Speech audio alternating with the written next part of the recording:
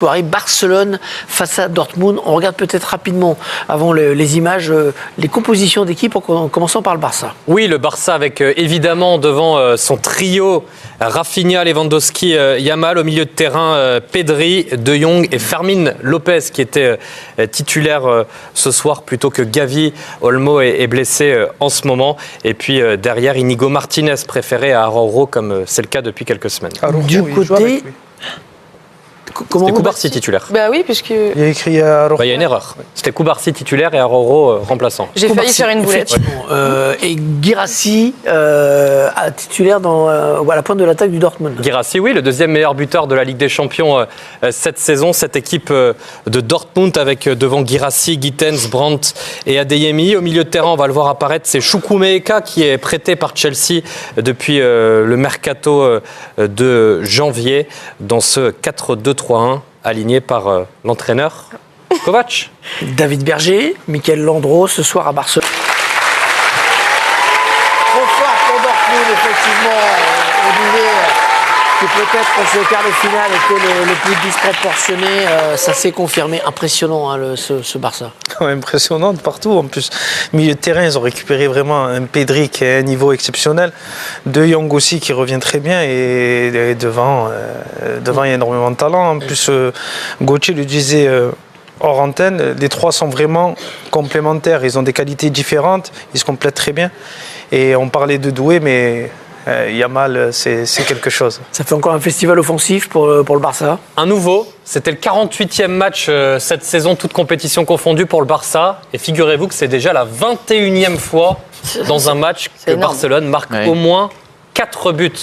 C'est invraisemblable. Et c'était assez inimaginable il y a de cela quelques mois, puisque le club était quand même en plein marasme financier, notamment après l'après-Messi a été extrêmement difficile à gérer. Et je ne pouvais pas imaginer, la saison dernière encore, que le Barça pourrait être à nouveau un prétendant aussi rapidement à pouvoir gagner la Ligue des Champions. Et de ce point de vue-là, leur refuge, leur centre de formation et la Masia, enfin, est quand même... Et un bon coach.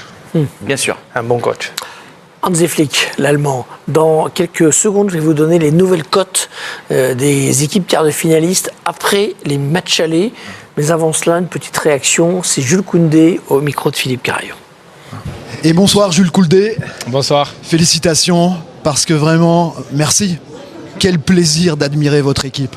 Merci, c'est très gentil. On est très contents. Je pense qu'on a fait un grand match ce soir. Il me semble qu'on a bien maîtrisé. On a créé du jeu, on a créé beaucoup d'occasions, notamment en première mi-temps. On revient seulement avec un but d'avance, mais je pense qu'on aurait pu faire mieux. Et puis après, en deuxième mi-temps, on a continué sur le même rythme.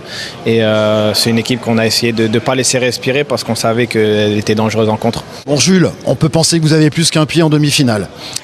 Vous êtes le favori de la compétition. Quel serait pour vous le rival le plus dangereux pour la victoire finale ? On se projette vraiment pas si loin.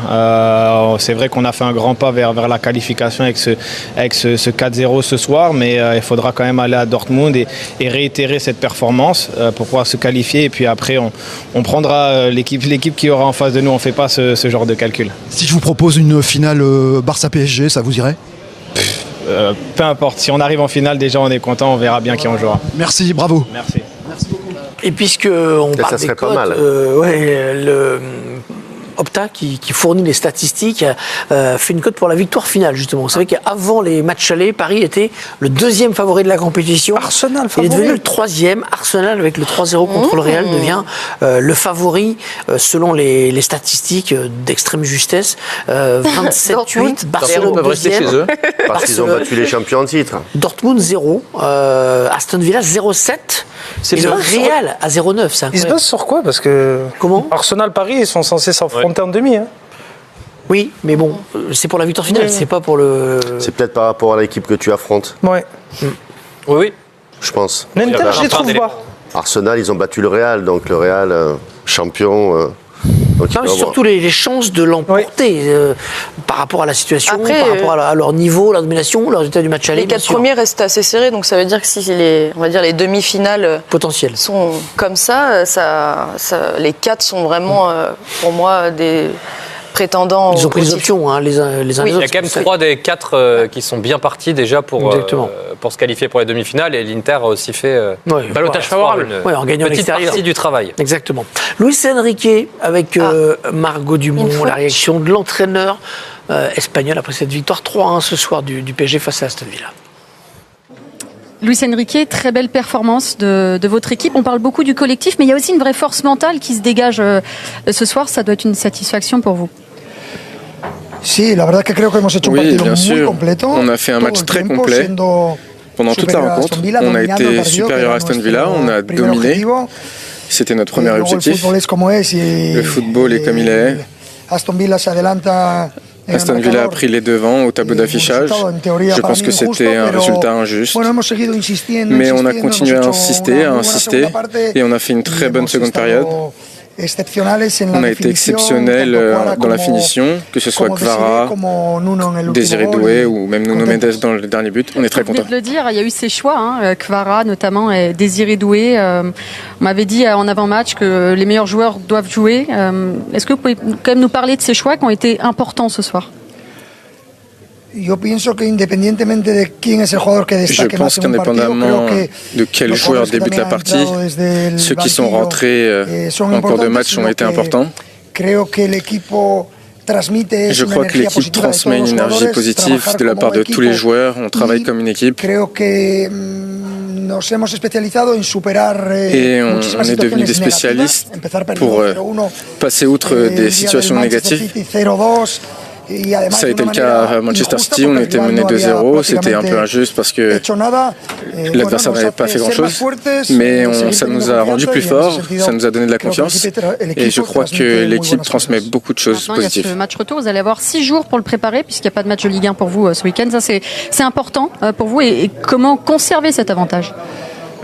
Eh bien, la meilleure manière de conserver un avantage, c'est d'attaquer et de gagner le match. Ça ne change absolument rien. C'est un résultat qui peut nous faire penser qu'on va tenter quelque chose, on va continuer à attaquer, on va essayer de gagner le match. C'est la meilleure manière, selon moi, de garder la qualification. C'est notre objectif, mes joueurs le savent déjà parce qu'ils me connaissent. Ce sera difficile parce qu'Aston Villa est une équipe intéressante avec un très bon entraîneur. Chez eux, ce sera compliqué, mais c'est un bon résultat pour nous et on ne va pas spéculer. Il est dissert ce soir, Luis Enrique. Il parle. Je n'ai pas entendu votre question. Il est dissert, il parle beaucoup ce soir. Oui, disons que ses relations avec la presse d'une manière générale sont un peu aplanies. J'ai regardé la conférence de presse hier.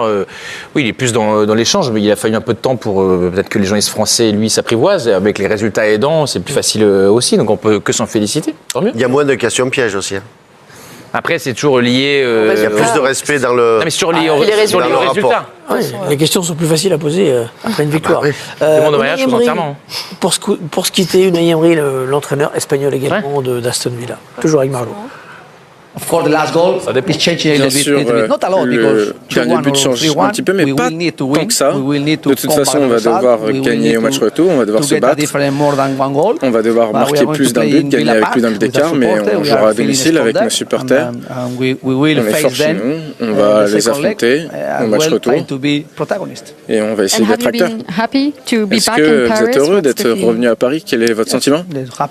Oui, je suis heureux de jouer en Ligue des Champions, de jouer à Paris mais en Ligue des Champions avec Aston Villa, avec notre club qui se comporte très bien dans cette compétition. Et bien sûr, jouer contre la meilleure équipe du monde, c'est fantastique pour nous. Good luck.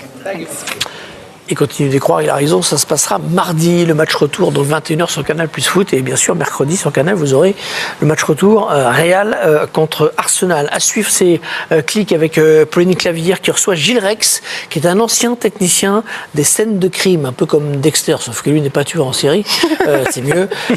Et donc ça va être passionnant comme entretien. C'est pas Dexter. Ça commence, oui, a priori, en tout cas, on l'a pas encore trouvé. En tout cas, demain c'est un autre type de personnage inquiétant que vous retrouverez. C'est Clément Gachny pour le match entre Lyon et Manchester.